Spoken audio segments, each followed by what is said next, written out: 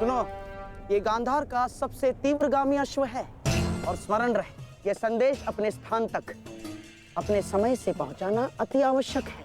यदि ये संदेश अपने समय से नहीं पहुंचा तो समय से पूर्व तुम अवश्य यमराज तक पहुंच जाओगे। समझ गए?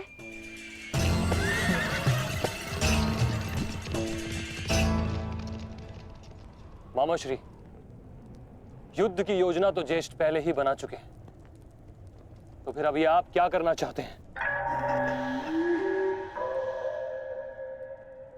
बुद्धि का हाथ कब थामोगे दुशासन? हैं?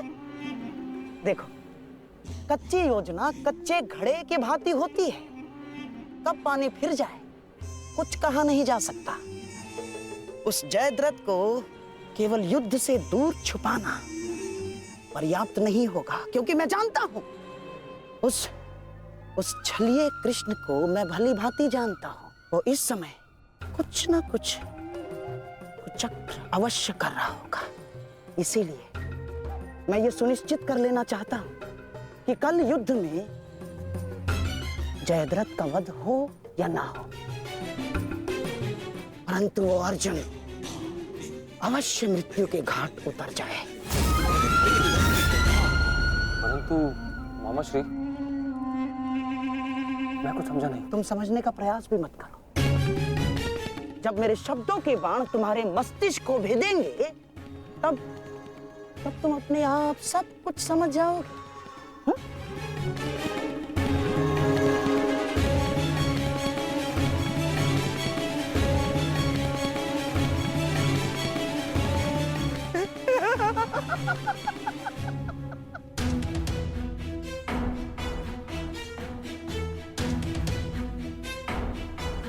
आप दोनों इस समय यहाँ? जामाता श्री, देखिए, आपको जो पांडवों से प्रतिशोध लेना था वो तो आप ले चुके हैं, पूर्ण हो गया है आपका प्रतिशोध। इसीलिए मैं चाहता हूं कि आप अब विश्राम करें, सिंधु जाकर अपनी पत्नी से मिले, अपने शौर्य की गाथा सुनाए। किंतु सिंधु जाकर किसी को ये मत कहिएगा कि आपको युद्ध से बाहर कर दिया गया है। धनुर्धारी अर्जुन से भयभीत होकर सिंधु नरेश वापस लौट आए हैं ना, किसी से मत कहिएगा, क्योंकि आपकी ये सूचना आपके अपयश का कारण बन सकती है जयद्रथ। नहीं मामा श्री, अपयश से श्रेष्ठ कर तो मृत्यु है। किसने कहा कि मैं सिंधु लौट रहा हूं? और आप ऐसे की बात कर रहे हैं? एक क्षत्रिय युद्ध भूमि से विजय पाकर घर लौटता है या फिर वीर गति पाकर? जानता हूं जामाता श्री, परंतु एक क्षत्रिय तभी मर जाता है जिस दिन उसका यश मर जाए। परंतु आपका दुर्भाग्य है जामाता श्री, ना आप विजय श्री देख पाएंगे और ना ही वीर गति का स्वाद चख पाएंगे, क्योंकि आप यहाँ रुकेंगे तो निसंदेह अर्जुन का सामना तो कर ही नहीं पाएंगे। कौन कहता है कि मैं उस अर्जुन से भयभीत हूं? नहीं डरता मैं अर्जुन से। स्नान करने का समय हो गया है, सब तैयार है? नहीं दुर्योधन, मैं कहीं नहीं जाऊंगा। अर्जुन से भयभीत होकर मैं अपने यश का त्याग नहीं कर सकता हूं। एक क्षत्रिय तभी मर जाता है जब उसका यश मर जाता है। मैं ये युद्ध भूमि छोड़कर नहीं जाऊंगा।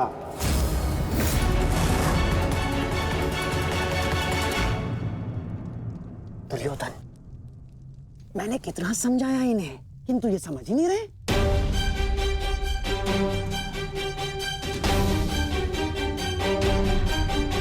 समझने का प्रयास करो जयद्रथ। मेरी बहन दुशाला मेरे लिए बहुत प्रिय है। यदि अर्जुन अपनी शपथ पूर्ण करने में सफल हो गया तो अनर्थ हो जाएगा। उसका उपाय मैंने कर लिया है दुर्योधन।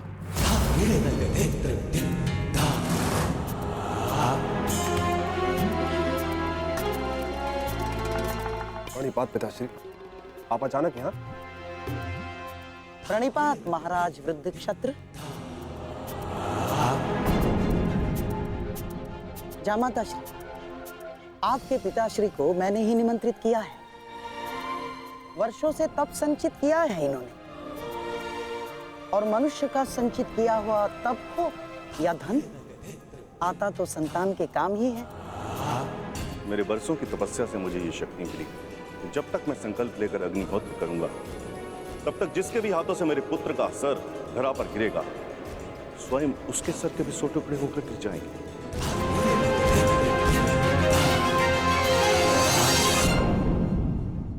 तब तक जिसके भी हाथों से मेरे पुत्र का सर धरा पर गिरेगा, स्वयं उसके सर के भी 100 टुकड़े होकर गिर जाएंगे। यदि युद्ध करना तुम्हारी इच्छा है पुत्र, तो मैं कल सूर्यास्त तक संकल्प लेकर अग्निहोत्र करूंगा। अद्भुत। अब आप जाकर अग्निहोत्र की तैयारियां कीजिए। आइए पिताजी। क्या उत्तम योजना बनाई है आपने। योजना नहीं, खेल।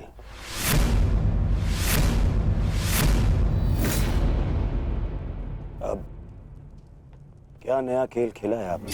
अब खेल तो अर्जुन के प्राणों के साथ खेला जाएगा मेरे होने वाले सम्राट।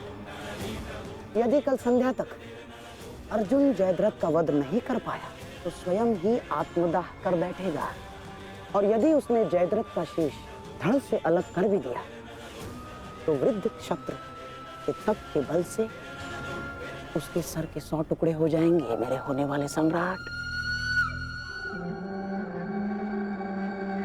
नहीं मामा जी, आपकी ये योजना मुझे स्वीकार नहीं। मैं किसी भी परिस्थिति में जयद्रथ के प्राणों को संकट में नहीं डाल सकता। कल यदि जयद्रथ युद्ध में उतरेगा, तो केवल मेरे निश्चिंत हो जाने पर और मेरी इस समस्या का कोई निराकरण कर सकता है तो केवल मित्रकर्ण है।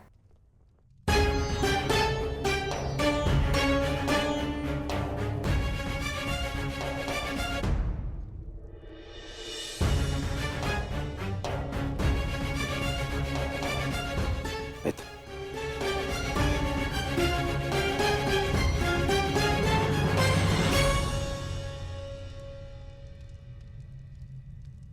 जो हुआ उसे क्षमा नहीं किया जा सकता, परंतु उसे बदला भी नहीं जा सकता। कभी कभी युद्ध में योद्धा अपनी भावनाओं में बह जाता है, परंतु मैं क्षमा प्रार्थी नहीं हूं।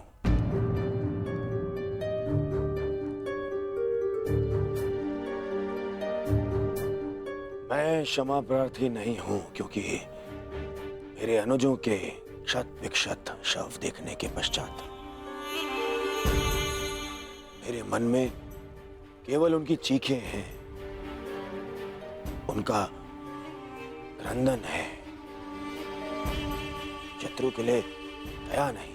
मैं क्षमा प्रार्थी नहीं हूं। मैं क्षमा प्रार्थी नहीं हूं क्योंकि भाग्य ने उस क्षण के लिए मुझसे क्षमा नहीं मांगी जब उसने मेरे पिता को अंधा कर देने की नियति बना दी। मैं क्षमा प्रार्थी नहीं हूं क्योंकि उस द्रौपदी की कुटिल हंसी आज भी मेरे कानों में सुनाई देती है। मैं क्षमा प्रार्थी नहीं हूं क्योंकि उसने मुझे अंधे का पुत्र अंधा कहने के पश्चात भी मुझसे क्षमा नहीं मांगी। मैं क्षमा प्रार्थी नहीं हूं।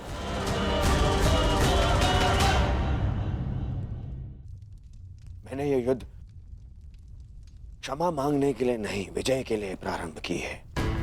और हर युद्ध में शत्रु मित्र अपना कुछ ना कुछ होता ही है। मित्र, मैं अपने आप को निरपराध सिद्ध करने के लिए नहीं आया हूं। नहीं, मैं बस इतना कहने आया हूं कि मैं अभी भी नहीं रुकूंगा।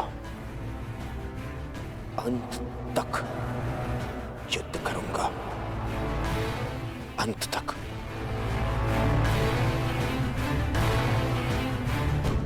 मेरी कामना है मेरा परम मित्र इस युद्ध में मेरा साथ दे।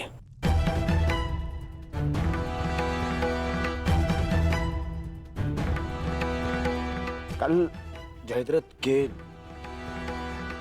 प्राण दांव पे है मित्र। विशाला केवल मुझे ही नहीं तुम्हें भी अपना ज्येष्ठ मानती है। कल अपनी बहन का ऋण चुकाने का समय है मित्र, और आशा करता हूं कि तुम मेरे साथ आओ। हाँ, यदि तुम कल युद्ध क्षेत्र में ना उतरना चाहो तो मुझे तुम्हारा यह निर्णय स्वीकार होगा, और इस बात से मुझे क्षोभ नहीं होगा। मुझे क्षोभ उस क्षण का होगा जब मैं तुम्हारा मित्र नहीं रहूंगा।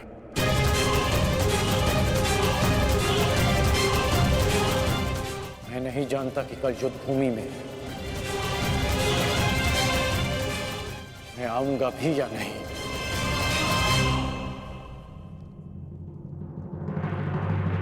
मैं फिर भी तुम्हारी प्रतीक्षा करूंगा।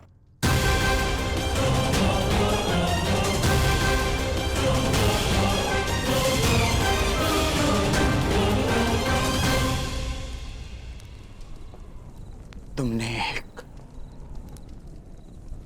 पुत्र के धर्म का पालन किया,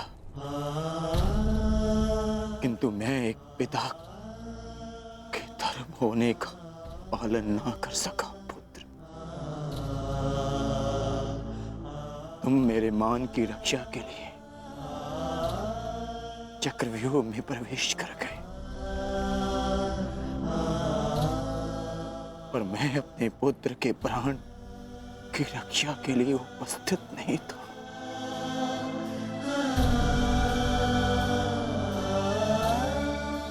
किंतु एक योद्धा का पिता अपना कर्तव्य अवश्य पूर्ण करेगा। तुम्हारे साथ हुए अन्याय का प्रतिशोध मैं अवश्य लूंगा अभिमन्यु। हम तुम्हारी प्रतीक्षा करेंगे अर्जुन। आओ आओ कौन्तेय, आओ। तुम्हारी मृत्यु तुम्हारी प्रतीक्षा कर रही है।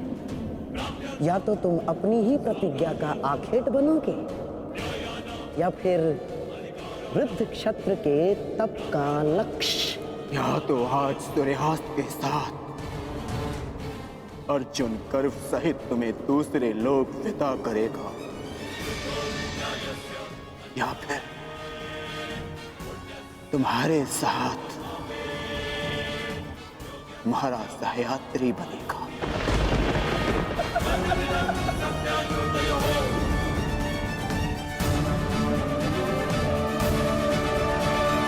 शत्रु के वध के लिए नहीं, हमारी प्रतिष्ठा के सम्मान के लिए है पिताश्री।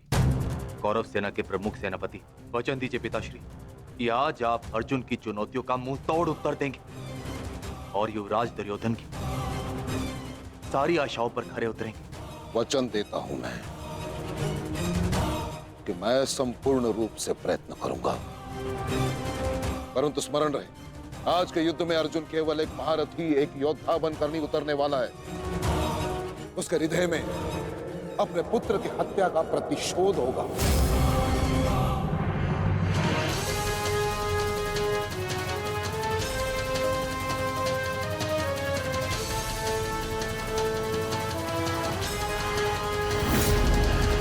उसके बाणों की धार और अधिक पैनी होगी। उसके हर वार में अतिरिक्त बल होगा।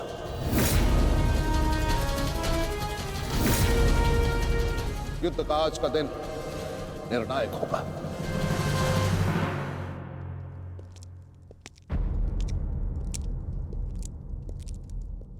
प्रतीत होता है गण आ गया। इतना सब कुछ हो जाने के पश्चात भी ये मूर्ख दुर्योधन उस कर्ण की प्रतीक्षा क्यों करता रहता है, समझ में नहीं आता।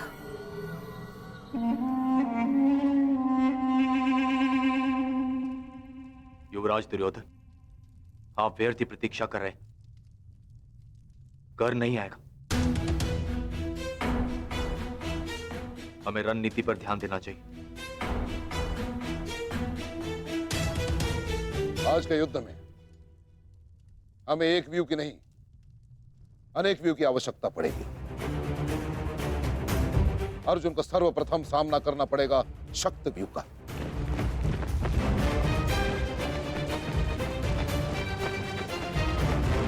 जिसकी अगुवाई करेंगे दुशासन और अश्वत्थामा। और शक्त व्यू के ठीक पीछे सुचिमुख व्यू होगा।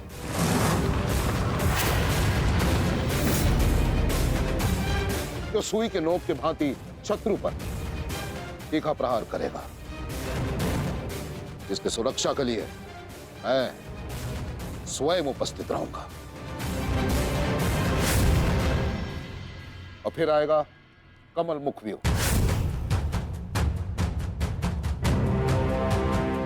और कमल व्यू के मध्य होंगे जयद्रथ, और वहां युवराज सक्षम धनुर्धरियों के साथ उपस्थित होंगे, जिनकी सहायता करेंगे महाराज शैल्य।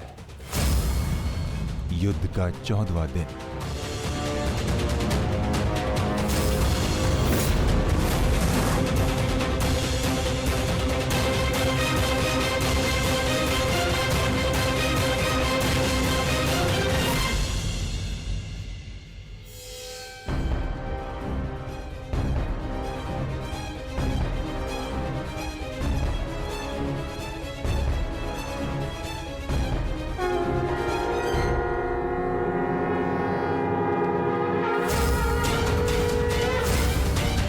आक्रमण! आक्रमण!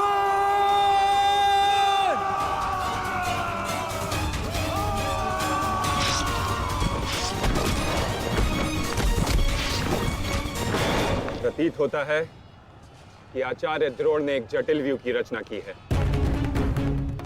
और अवश्य ही जयद्रथ को इस व्यू की सबसे अंतिम रेखा में रखा गया होगा, ताकि हमारे पहुंचने से पहले ही सूर्यास्त हो जाए।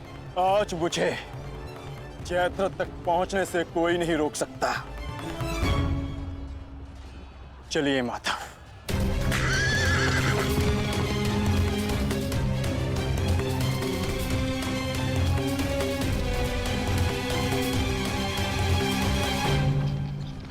आओ अर्जुन आओ।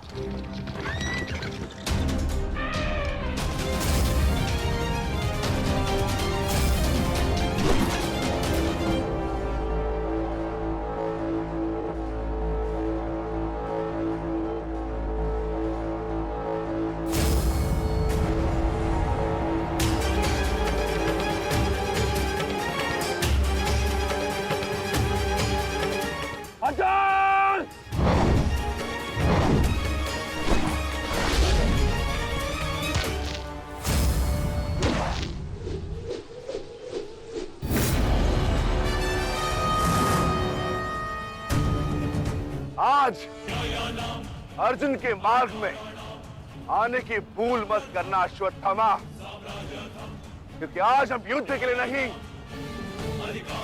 प्रतिशोध के लिए आ रहे हैं।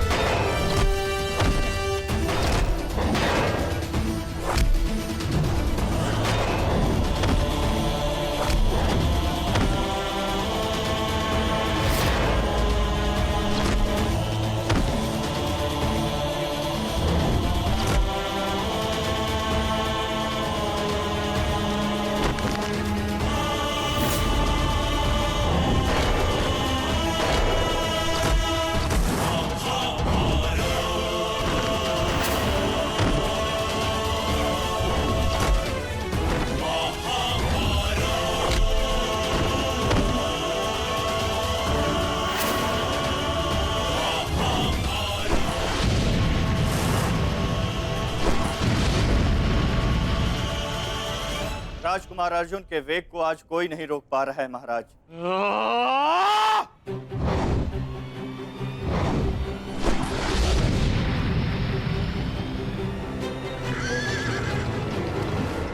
सतर्क रहो पार्थ, सूची मुख के भीतर हम प्रवेश करने वाले।